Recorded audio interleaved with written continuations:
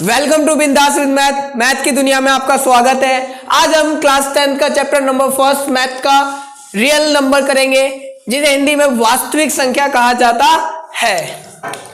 Real number Hindi में बोले तो वास्तविक संख्या। देखो, वास्तविक संख्या के अंदर हमें थोड़ा नंबर सिस्टम के बारे में जानना होगा, और नंबर सिस्टम में हम सबसे पहले पढ़ते हैं नेचुरल नंबर के बारे में। इसे हिंदी में कहते हैं प्राकृतिक संख्या। क्या कहते हैं? प्राकृतिक संख्या। नेचुरल नंबर हिंदी में बोले तो प्राकृतिक संख्या। अब ये प्राकृतिक संख्या होता क्या है आपको पता होना चाहिए। प्राकृतिक संख्या को हम n से डिनोट करते हैं। n से डिनोट करते हैं। n वो भी कैसा होना चाहिए? कैपिटल होना चाहिए और बोल्ड होना चाहिए। कैपिटल और बोल्ड। n जो है वो set of 1 2 3 4 and show on होना चाहिए। ये नेचुरल नंबर होता है आपके पास। दूसरा जो है होल नंबर है। होल नंबर को हिंदी में पूर्ण संख्या कहते हैं। पूर्ण संख्या को हम क्या W से डिनोट्स करते हैं, W से दर्शाते हैं। जो W होता है ये कैसा होता है? कैपिटल एंड बोल्ड हमेशा होगा, याद रखना। ये क्या है? Set of 0 1 2 3 4 and show on. ये जो होता है अपने पास होल नंबर होता है। तीसरा आपके पास होगा इंटीजर्स नंबर। इस चैप्टर के अंदर जो पढ़ना है ना आपको, वो यही है इंटीजर्स। आपको इसको हिंदी में कहते हैं पूर्णांक। क्या कहते हैं? पूर्णांक क्या होता है आपको हम बताते हैं। जैसे ये देखो, ये पॉजिटिव इंटीजर्स 0 और नेगेटिव इंटीजर्स के कॉम्बिनेशन को क्या कहते हैं? इंटीजर्स कहते हैं। अब इंटीजर्स को देखो, होल नंबर को आपने W से डिनोट किए हो, नेचुरल नंबर को आप N से डिनोट किए हो, लेकिन इंटीजर्स को आप किस से डिनोट करोगे? Z से। Z क्यों? Z वो होता है जेलिन एक जर्मन वर्ड है। जर्मन वर्ड में जेलिन को इंटीजर्स कहा जाता है। अब मैं इसको रफ करता हूं।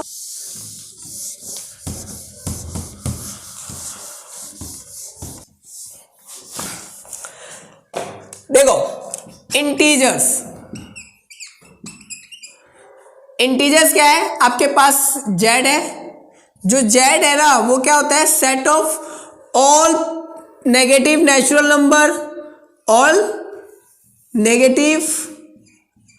Number along with 0 and all positive natural number।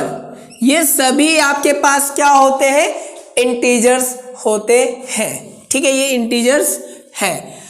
ठीक, इसके बाद इंटीजर्स के बाद जो आपके पास आएगा वो आएगा रैशनल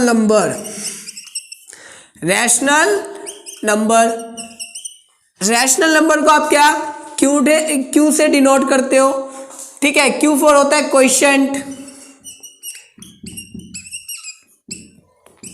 इसे कहते हैं भागफल। रैशनल नंबर को हिंदी में परिमेय संख्या कहते हैं। परिमेय संख्या क्या होता है? वह संख्या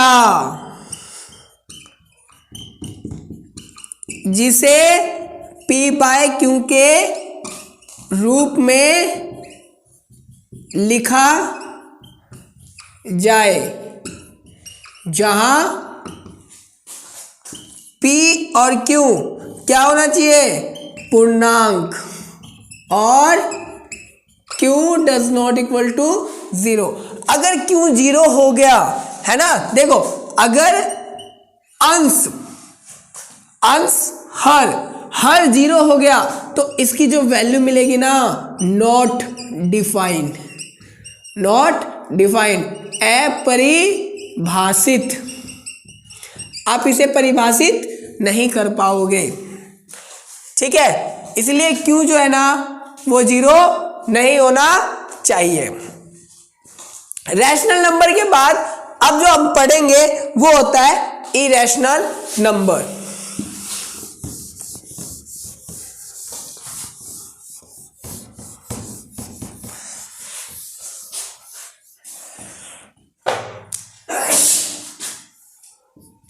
इरेशनल नंबर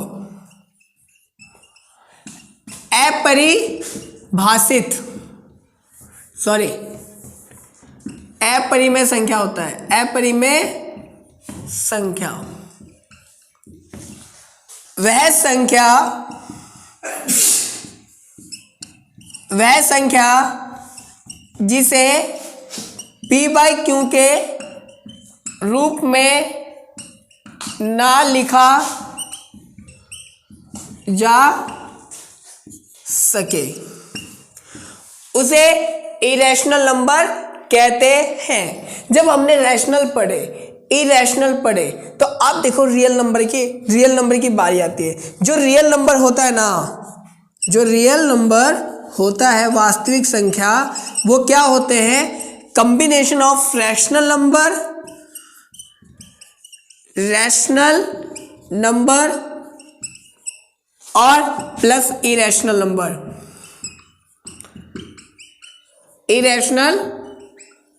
नंबर।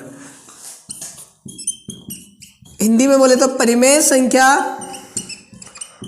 और अपरिमेय संख्या के संयोग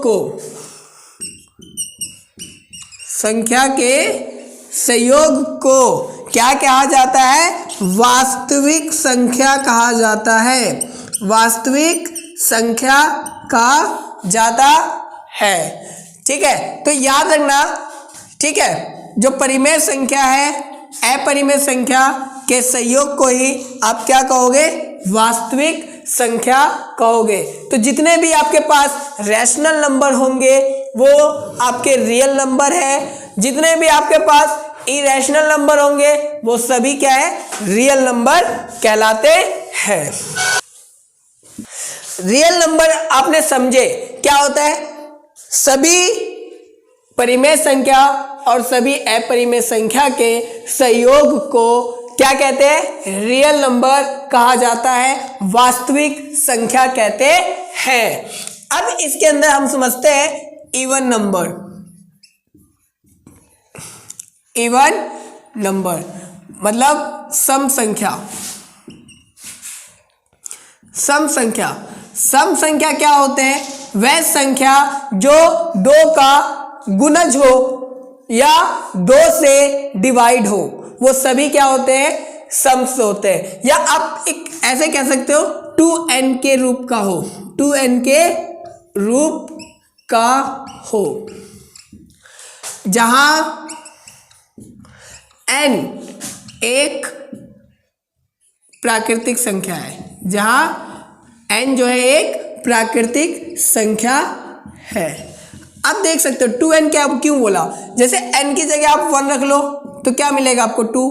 n की जगह 2 रख लो 4, n की जगह 3 रख लो 6, n की जगह 4 रख लो तो क्या मिलेगा आपको? 8। तो ये क्या है? ये 2 का गुणज भी है और 2 से डिविजल भी है, दोनों चीज है। दोनों चीज आप कह सकते हो सम संख्या के अंदर, जो 2 से विभाजित हो जाए या 2 के गुणज हो, वो सभी क्या होते हैं? इवन नंबर कहलाते हैं। ठीक, और आप 10th क्लास में हो चुके हो तो आपको ये याद रखना जरूरी है, 2n के फॉर्म का होगा, 2n के रूप का होगा, उसे क्या कहते हैं? इवन नंबर कहते हैं। अब आ जाओ ऑड नंबर पे। ऑड नंबर विषम संख्या। विषम संख्या जो होता है वो 2n+1 और 2n-1 के रूप का होता है, जहां n एक प्राकृतिक संख्या है। इसको साथ साथ ना लिखते जाओ, कॉपी किताब खोल के बैठो, क्योंकि मैथ कर रहे हो, मैथ में तो कॉपी किताब खोल के बैठना पड़ेगा। अगर मैं क्वेश्चन करवा रहा हूं तो पहले वो क्वेश्चन को आप करो, वीडियो को पॉज करो, करने के बाद फिर देखो अगर सॉल्यूशन नहीं होता है, ठीक है। देखो कॉपी किताब लेके बैठना बहुत जरूरी है। ऑड नंबर आपको समझ में आया, ओड समझ में आया, इवन समझ में आया, इनके जनरल फॉर्मूला याद रखना। आप कहोगे 2n+1 क्या है, 2n-1 क्या है, आप n की जगह ना कोई भी प्राकृतिक संख्या रख लो और एक प्लस कर लो या माइनस कर लो, आपको हमेशा ओड नंबर मिलेगा। ओड नंबर को और सिंपल भाषा में आप क्या कह सकते हो, वह संख्या जो 2 का गुणज ना हो 2 का गुणज ना हो और 2 से विभाजित ना हो, वो क्या होते हैं, ओड नंबर। अब देखते हैं नेक्स्ट।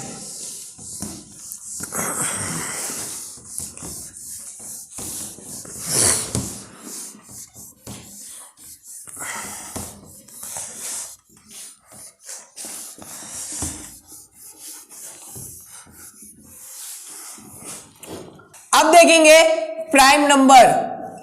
देखो प्राइम नंबर क्या होते हैं, प्राइम नंबर को हिंदी में कहते हैं अभाज्य संख्या। अभाज्य संख्या क्या होते हैं, वह संख्या जो एक और खुद से विभाजित होते हो, या आप दूसरा कह सकते हो, वह संख्या जिसका एक और खुद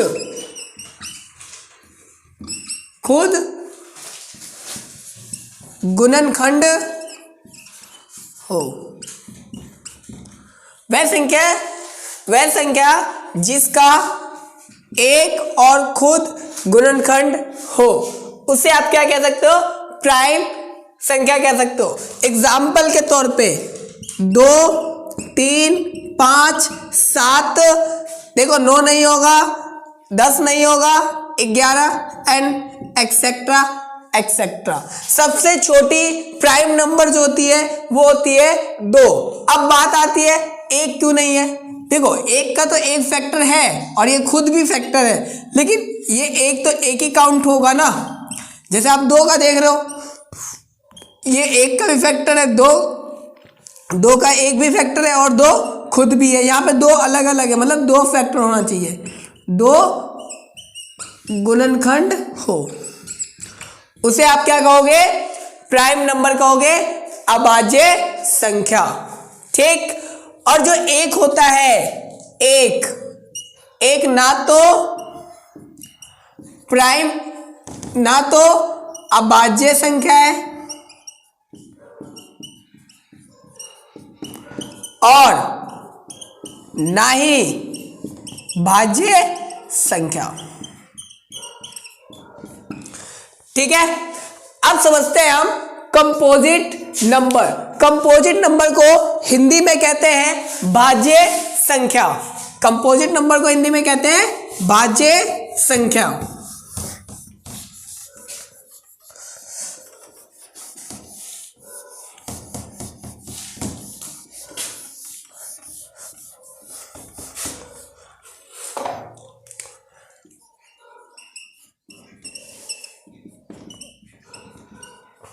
कंपोजिट नंबर, इसे हिंदी में कहते हैं भाज्य संख्या। भाज्य संख्या क्या होते हैं, वह संख्या जिसका 3 या 3 से ज्यादा गुणनखंड हो, 3 या 3 से ज्यादा गुणनखंड हो, उसे कंपोजिट नंबर कहा जाता है। जैसे आपको कह दूं कि 4, देखो 4 का क्या क्या फैक्टर होते हैं, 1 2 और ये खुद 1 2 3 फैक्टर आ गए, मतलब ये क्या है, भाज्य संख्या कहलाएंगे। तो भाज्य संख्या के अंदर सबसे जो पहला संख्या आएगा वो 4 आएगा, फिर उसके बाद 9 है ना, 4 है, 9 है, 8 है, 6 है, 8 है, 9 है एंड एटसेट्रा एटसेट्रा होगा। सबसे छोटी भाज्य संख्या जो होते हैं वो क्या होते हैं, 4 होते हैं। देखो आपको ये नंबर्स के बारे में जान चुके होंगे कि प्राइम नंबर क्या है, अभाज्य संख्या क्या है, भाज्य संख्या क्या है, ये सब आपको पता चल गया होगा, है ना। अब चल गया है तो हम और भी इसके और टॉपिक्स पे जाते हैं जो कि आपको काम आएगा। इसके अंदर ना एक चीज और है, एचसीएफ और एलसीएम भी है, वो हम अभी करते हैं। एचसीएफ और एलसीएम पे फोकस करते हैं जो कि हम क्लास 5th में पढ़ चुके हैं, है ना, लेकिन उतना फोकस हम किए नहीं थे, लेकिन अब 10th में आपको पढ़ना पड़ रहा है। देखो एचसीएफ एंड एलसीएम, ये दो चीज आपको पढ़ना है इसके अंदर, और इससे 3 नंबर या 2 नंबर के क्वेश्चन फिक्स है आएंगे। वैसे तो 6 नंबर का चैप्टर ही है ना, तो ये इस पे हम बहुत मोस्ट इंपॉर्टेंट है, इंपॉर्टेंट जाता है, ठीक है, एचसीएफ एंड एलसीएम। तो समझते हैं हम एचसीएफ और एलसीएम। पहले हम एलसीएम समझते हैं। देखो बच्चों, एलसीएम को हम लघुत्तम कहते हैं, लघुत्तम समापवर्तक, शॉर्ट फॉर्म में लिखे तो लासा, क्या कहते हैं, लासा, ठीक। एलसीएम का जो फुल फॉर्म होगा लीस्ट कॉमन मल्टीप्लीकेशन होता है, मल्टीप्लीकेशन होता है, लीस्ट कॉमन मल्टीप्लीकेशन। देखो एलसीएम निकालने का अपने पास 2 मेथड है, एक का नाम है बाय प्राइम। देखो अभी आप प्राइम के बारे में नहीं जानते तो यहाँ पे प्राइम आ गया ना, आपको पता होना चाहिए prime, by prime factorisation method, अभाज्य, हिंदी में बोले तो अभाज्य गुणनखंड विधि द्वारा। दूसरा होता है बाय डिवीजन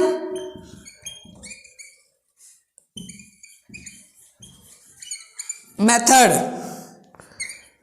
विभाजन विधि द्वारा। ये 2 मेथड से हम पढ़ेंगे। इसके अंदर एक और मेथड आ जाता है ट्री मेथड, वो हम आपको बताएंगे, पहले इतना समझो। By prime factorisation method, by division method. आप बचपन से डिवीजन मेथड को यूज करते आए हो, ठीक है, बचपन में तो आप ये भी पढ़े थे बाय प्राइम फैक्टराइजेशन मेथड, लेकिन आप भूल चुके होंगे, तो एक बार हम दोबारा रिवाइज करते हैं होता क्या है बाय प्राइम फैक्टराइजेशन मेथड और बाय डिवीजन मेथड। ये 2 मेथड से हम क्या निकालेंगे, एलसीएम निकालेंगे, है ना। मान लो अपने पास कोई 2 नंबर है ना, कोई भी 2 नंबर है और उसका अपने को क्या निकालना है, एलसीएम निकालना है, ठीक है, बाय प्राइम फैक्टराइजेशन मेथड। तो देखिए कैसे निकालेंगे, साथ साथ है ना नोट डाउन करते रहना।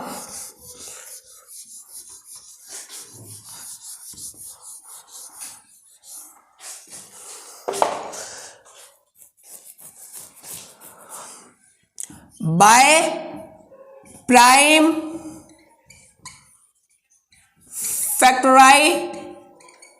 फैक्टराइजेशन मेथड, अभाज्य गुणनखंड विधि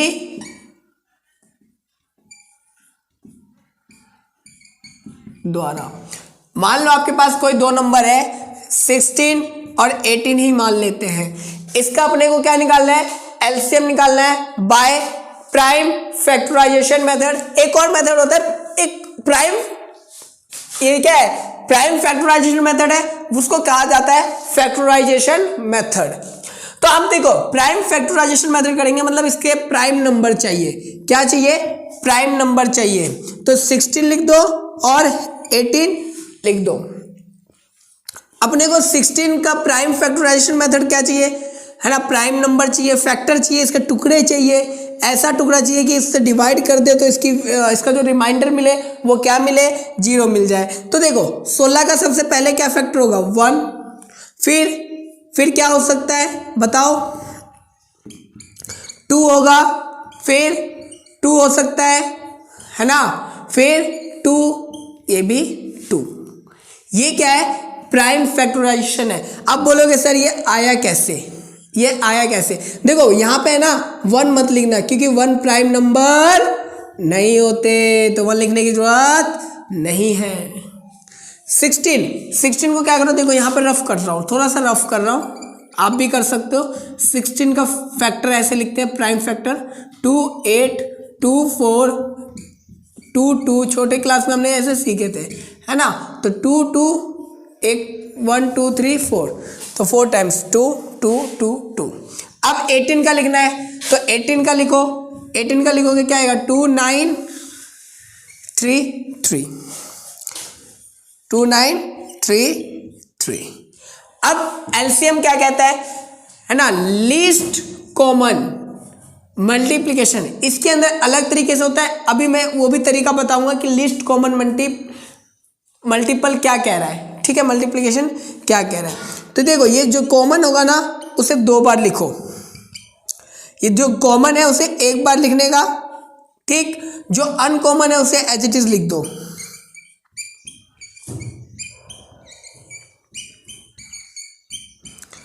अब इनका मल्टीप्लाई कर दो, 2 दूनी 4, 4 दूनी 8, 8 दूनी 16, 16 तिया 48। देखो ऐसे करो, सिंपल पड़ेगा, रुक जाओ, है ना, 2 से मल्टीप्लाई करने में बहुत इजी पड़ता है ना। 3 तिया 9, 9 दूनी 18, 18 दूनी 36, 36 दूनी 72, 72 दूनी 144, 72 दूनी 144 ही होते ना, ठीक है, 144। तो 144 क्या आ जाएगा, इसका एलसीएम आ जाएगा।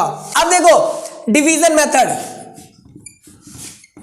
डिवीजन मेथड के द्वारा, अरे ये बच्चों को आता है डिवीजन मेथड, बच्चों को आता है, लेकिन बच्चे समझ नहीं पाते कि हम कौन से मेथड कर रहे हैं, तो हम बता रहे हैं आपको वो डिवीजन मेथड कर रहे हो, जो भी कर रहे हो। जैसे मान लो आपके पास क्या है, आपके पास कोई भी 2 नंबर है, मान लो 26 और 28 है, ये 2 नंबर है, इसका डिवीजन मेथड से आपको क्या निकालना है, एलसीएम निकालना है। क्या निकालना है, एलसीएम निकालना है।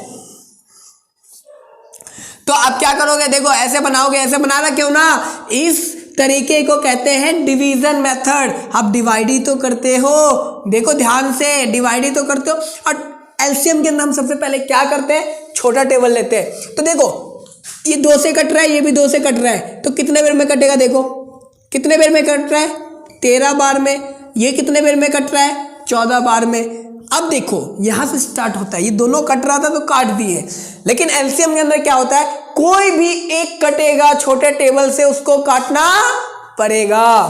तो देखो ये कट रहा है लेकिन ये नहीं कट रहा 2 से, है ना, तो इसको एज इट इज उतारोगे और इसे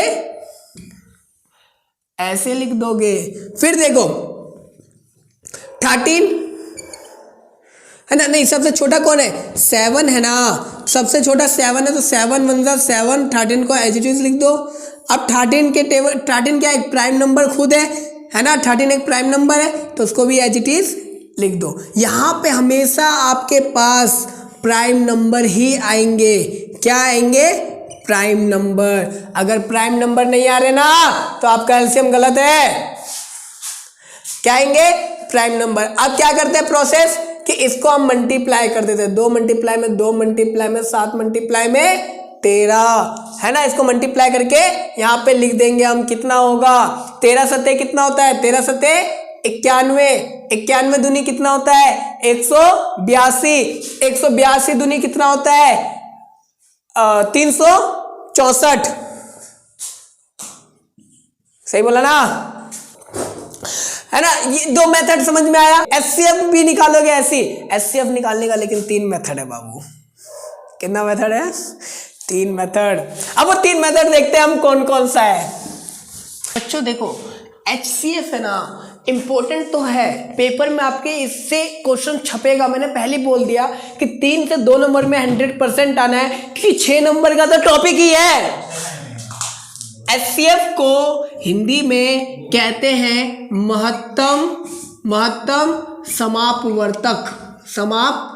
समापवर्तक हिंदी में क्या कहते हैं? महत्तम समापवर्तक। इसको शॉर्ट फॉर्म में कहा जाता है मासा। ठीक है। एचसीएफ को एक और नाम से 2 नाम और से जाना जाता है। इंग्लिश में बोले तो जीसीडी और जीसीएफ। देखो सीबीएसई वाले ना क्या करते हैं, पढ़ाते तो एचसीएफ है और दे दिया जाता है जीसीडी, और बच्चे हो जाते हैं कंफ्यूज, क्योंकि जीसीडी उन्होंने जाने नहीं क्या होता है। तो हम बता रहे हैं जीसीडी और जीसीएफ भी दोनों क्या होते हैं? एचसीएफ ही होता है। अब यहाँ पे देखो एचसीएफ का फुल फॉर्म क्या होता है? हाईएस्ट, C4 होता है कॉमन, और F4 होता है फैक्टर। वैसे जीसीडी भी वही है, ग्रेटेस्ट कॉमन डिवीजन। ठीक है। फिर जीसीएफ भी वही है, ग्रेटेस्ट कॉमन फैक्टर, है ना। तीनों एक ही चीज है। आपको जो चीज दे दिया जाए तो आप समझना है कि वो क्या है? एचसीएफ ही है। एचसीएफ निकालने का हमारे पास 3 मेथड होता है। पहला मेथड होता है बाय प्राइम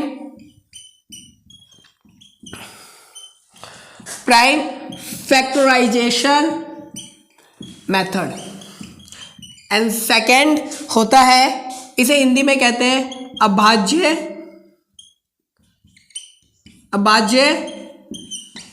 गुणनखंड विधि द्वारा। सेकंड होता है डिवीजन मेथड, डिवीजन मेथड। इसे हिंदी में कहते हैं विभाजन विधि द्वारा। तीसरा होता है लॉन्ग डिवीजन मेथड। ठीक है। ये 3 मेथड होता है आपके पास एचसीएफ निकालने का। इस चैप्टर के अंदर से एक तो जो लेमा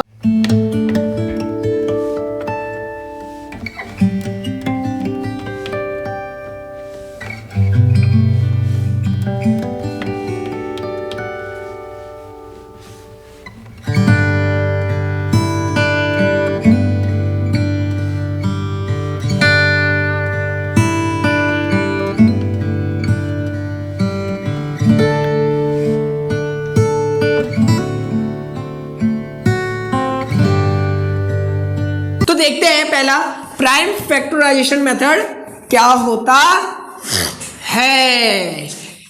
क्या निकालने के लिए? एचसीएफ निकालने के लिए। देखो बाय प्राइम फैक्टराइजेशन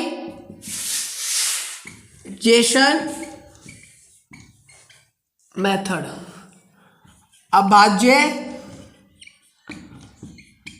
गुणनखंड विधि द्वारा। जैसे अपने पास कोई भी संख्या ले लेते हैं, हम मान लेते हैं 38 है और 49 नहीं 48 है। ठीक है। इसका हमें क्या निकालना है? एचसीएफ निकालना है, वो भी कौन से मेथड से? बाय प्राइम फैक्टराइजेशन मेथड से। तो आपको क्या करना है, वैसे ही जैसे हमने एलसीएम निकाले थे वैसे ही इसका क्या करेंगे, एक सेपरेट से ऐसे लिखेंगे 48 और 38 और 48 हम लिखेंगे, और करेंगे जैसे हम एलसीएम में कर रहे थे ऐसे एलसीएम निकालेंगे 38 का। 19 दूनी 38 होता है, 19 से कम 19। फिर हम क्या करेंगे 48 का निकालेंगे। 48 का निकालेंगे तो कितना होगा 24, 12, 6, 3। अब जो आया है उसे हम लिख देंगे, जैसे 2 मल्टीप्लाई में 19, फिर 2 मल्टीप्लाई में 2 मल्टीप्लाई में 2 मल्टीप्लाई में 2 मल्टीप्लाई में 3, देखो 1 2 3 4 बार आया ना, 4 बार और 1 3।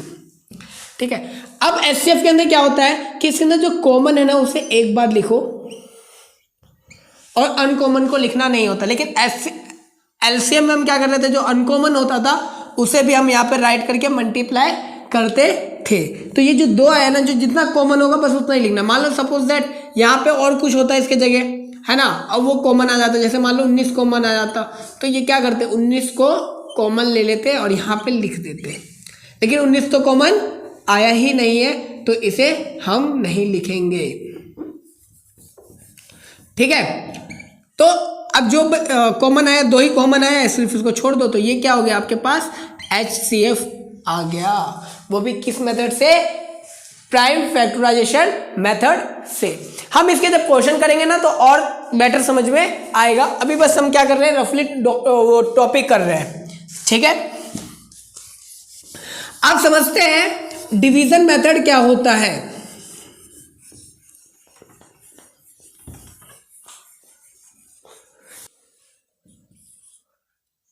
देखते हैं डिवीजन मेथड। डिवीजन मेथड क्या होता है, इसे हिंदी में कहते हैं विभाजन विधि। इस पर थोड़ा फोकस करना है ना। कोई भी एक नंबर ले लो, जैसे मान लो 28 और 42 ही ले लेते हैं, है ना, 28 और 42 लेते हैं। इसका अपने को क्या निकालना है, एचसीएफ निकालना है। ठीक है, बाय डिवीजन मेथड द्वारा। तो वही चीज जैसे हम निकालते थे एलसीएम वैसे हम कर देंगे। एलसीएम के अंदर हमने कंसेप्ट पढ़े थे क्या, कि जो कोई भी एक कटे काट दो, लेकिन एचसीएफ के अंदर ऐसा बिल्कुल कतई नहीं होगा, बिल्कुल ही नहीं होगा। इसके अंदर दोनों ही कटना चाहिए।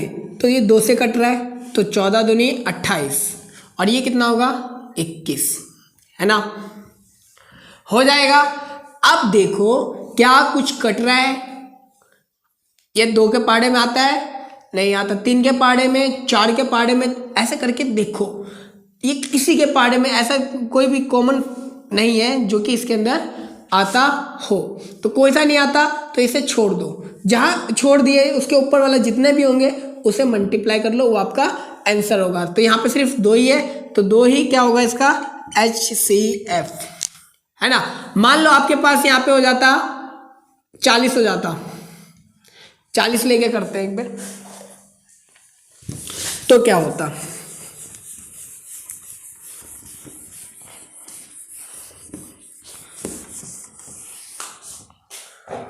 चालीस होता तो क्या होता, देखो 28 और 40, 2 14 दूनी 28 20। अब यहां देखो ये 2 से फिर कटेगा, काट दो, 2 सत्ते 14, 2 दाएं 20। अब फिर क्या कट रहा है, क्या नहीं कट रहा, नहीं कट रहा तो जो है उसी से आप क्या कर दो, मल्टीप्लाई कर दो। 2 मल्टीप्लाई में 2 इक्वल टू 4, ये आपके पास क्या हो जाएगा HCF। डिवीजन मेथड द्वारा ऐसे किया जाता है। अब हम सीखते हैं long division method.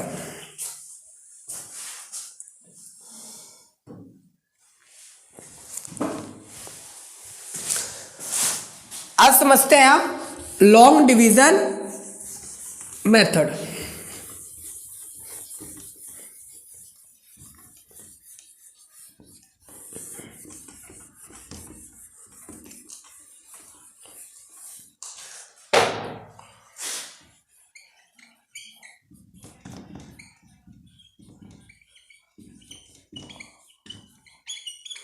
Long division method को कहते हैं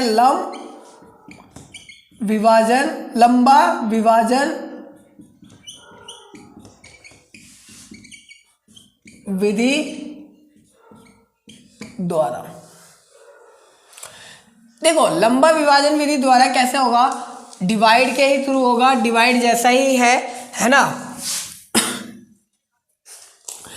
आपके पास कुछ मान लो ये रहा आपके पास, प्रोसेस समझना, मैं पहले प्रोसेस एक जनरल फॉर्म में लेके दिखा रहा हूं। मान लो आपके पास कोई A है, ठीक है, और b से मैं क्या कर रहा हूँ, डिवाइड कर रहा हूँ। a है और मैं क्या कर रहा हूँ, b से डिवाइड कर रहा हूँ। कंडीशन क्या है, जो कि a है वो b से क्या है, बड़ा है, और जो बड़ा होता है उसे मानते हैं हम डिविडेंड, भाज्य, और जो छोटा होगा उसे मानोगे आप डिवीजर। ठीक है, उसे मानोगे आप डिवीजर, भाजक। अब क्या किया जाता है, अब बोलता है कि b को किससे मैं मल्टीप्लाई करूं कि इसके आसपास भटके, है ना, या इसके बराबर आ जाए। कहता है क्या है, प्रोसेस समझना, वो प्रोसेस हमेशा बार बार होता है। मान लो मैंने कहा कि b को मैंने q से मल्टीप्लाई किया तो मुझे कुछ c मिल गया। क्या मिल गया, c मिल गया, है ना। वो c जो है वो a does not equal to c है, ठीक है, लेकिन a जो है वो बड़ा है c से। ठीक है, a जो है बड़ा है c से। अगर मैं माइनस करूंगा तो आप समझो कि मुझे कुछ e मिल गया, मुझे कुछ e मिल गया। ठीक है, और ये e जो है वो 0 के बराबर नहीं है, 0 के बराबर नहीं है। तो क्या कहता है, अगर मान लो मैंने इसको इससे मल्टीप्लाई किया तो ये मिल गया, इसके पास में मिल गया, माइनस किया तो मुझे कुछ और रिमाइंडर मिल गया जो कि 0 नहीं है। अगर 0 नहीं मिल रहा है, अगर 0 नहीं मिल रहा है तो ये प्रोसेस क्या कहता है, फिर से अगेन जो इसका डिवीजर है वो इसका डिविडेंड बन जाएगा, और फिर ई से इसको मल्टीप्लाई करूंगा तो मान लो Q1 है ना, Q1 है, तो मैंने मल्टीप्लाई किया तो मुझे क्या मिल गया, F मिल गया, फिर माइनस किया तो मुझे क्या मिल गया, G, और जो यहाँ पे फिर जो रिमाइंडर है वो 0 नहीं मिला, 0 नहीं मिला। तो फिर अगेन प्रोसेस करूंगा, ई को यहाँ लिखूंगा और किसी मैंने जी से मैंने मल्टीप्लाई किया तो मुझे क्या मिला, ई मिल गया, और ई मिल गया तो क्या आया मेरे पास, 0, है ना। और 0 आ गया तो मतलब क्या, जब 0 आ गया तो 0 के ऊपर वाला जो डिवीज़र होगा वो अपने पास क्या होगा, HCF। यह आपके दिमाग में छपा नहीं होगा, ये क्या लिखवा दिया सर, बकवासबाजी समझ में नहीं आया, है ना।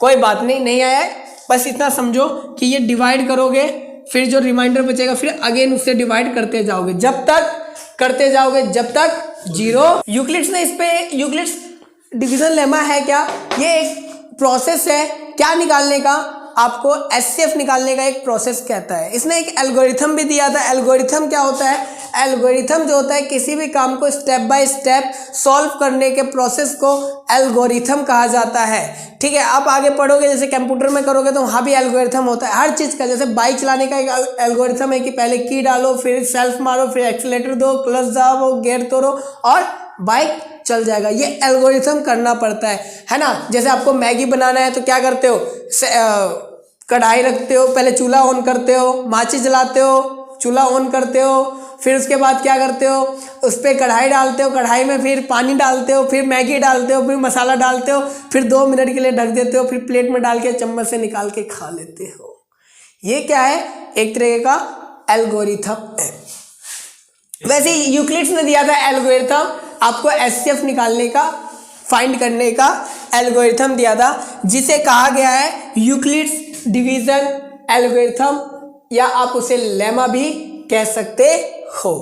ठीक है, हिंदी में बोले तो यूक्लिड्स विभाजन एल्गोरिथम, लेमा, या आप इसे एक प्रमेयिका भी कह सकते हो। ठीक है, उसने क्या कहा था, एक अच्छी बात कही थी। क्या कहा था,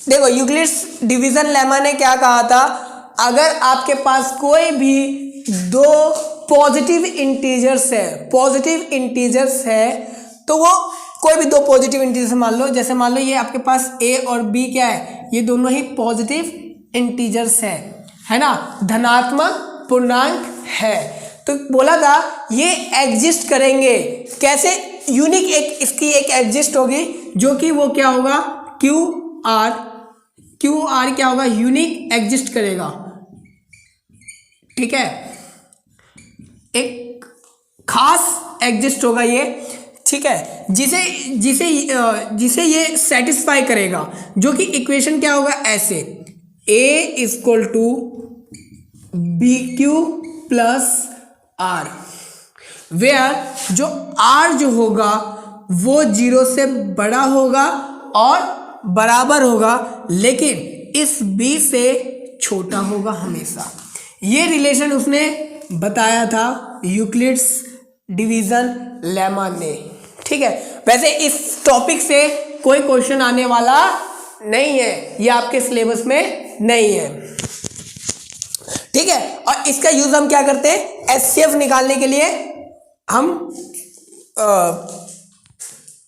इसका यूज करते हैं, वो भी कौन से, लॉन्ग डिवीजन मेथड द्वारा जो हम करते हैं ना, उसी को हम इससे हम डिनोट करते हैं, ठीक है। जब r 0 के बराबर आ जाता है तो ये जो b वाला है ना, ये आपके पास HCF होता है, b वाला जो है HCF होता है, ठीक है। अब हम कुछ एक जनरल वो ले लेते हैं, मतलब वैल्यूज में ले लेते हैं, ठीक है, और उसका हम HCF निकाल के देखते हैं। जैसे मान लो अपने को क्या करना है, HCF निकालना है लॉन्ग डिवीजन मेथड द्वारा, तो देखो अपने पास कोई भी मान लो 240 है और 320 है ना, इसका आपको क्या निकालना है, HCF निकालना है। तो अब देखोगे ये आपके पास दो पॉजिटिव इंटीजर्स है जो कि a और b है, अभी जैसे आपने पढ़े, तो इसमें देखो a जो है वो b से छोटा है, a जो है वो b से छोटा है, तो a जो होगा वो आपके पास हो जाएगा डिविडेंड, सॉरी a जो है छोटा है वो बन जाएगा डिवीजर, जो छोटा होगा वो डिवीजर बन जाएगा, जो बड़ा होगा वो डिविडेंड बन जाएगा, है ना। भाजक और भाज्य, क्या पढ़ा रहा हूं मैं, भाजक और भाज्य, ठीक है। अब देखो भाज्य और भाजक आपको पता है कहाँ लिखा जाता है, मान लो ये 240 है तो 240 को यहाँ लिखो और 320 को यहाँ लिखो। अब देखो 240 का पहाड़ा पढ़ो, 320 कितने बेर में आता है, अब बोलोगे यार 240 का पहाड़ा, कोई बात नहीं बाबू, मल्टीप्लाई करके देख लो, 240 का पहाड़ा नहीं आता कोई बात नहीं, मल्टीप्लाई करके देखो, मुझे कौन सा आता है, मुझे तो 2 का भी पहाड़ा सही से नहीं आता, 240 का पहाड़ा याद करने की जरूरत नहीं है, आप मल्टीप्लाई करके देख लो, 240 से कम 240 होता है, 240 दूनी 480 होता है, लेकिन ये तो 320 है ना, 480 जो है बड़ा है तो हम बड़ा वैल्यू नहीं लेंगे, छोटा वैल्यू लेंगे 240। अब 320 में से 240 को माइनस करूंगा तो कितना बचेगा, 20 60 80, कितना बच जाएगा 80। यार रिमाइंडर तो 0 नहीं आया, अब रिमाइंडर 0 नहीं आया तो अगेन प्रोसेस करो, इसको अब बना दो डिविडेंड, है ना, अब इसको बना दो डिविडेंड। ये प्रोसेस जब तक करते रहना जब तक रिमाइंडर 0 ना आ जाए। तो देखो 8 के 80 के पहाड़े में 240 आता है, देखो बिल्कुल आता है ना, 3 बार में आ जाएगा, 8 या 24 3 बार में आ गया, अब ये 0 आ गया, देखो r इक्वल टू 0 आ गया ना, 0 आते ही उसके ऊपर वाला जो होगा वो क्या होगा, HCF होगा। तो आप इसे कैसे लिख सकते हो, है ना, आप लिख सकते हो 240 और 320 का मासा 80 है। देखो बच्चों अब हम मिलते हैं नेक्स्ट वीडियो में, ठीक है बच्चों, इस चैनल को लाइक करो, शेयर करो एंड सब्सक्राइब करो।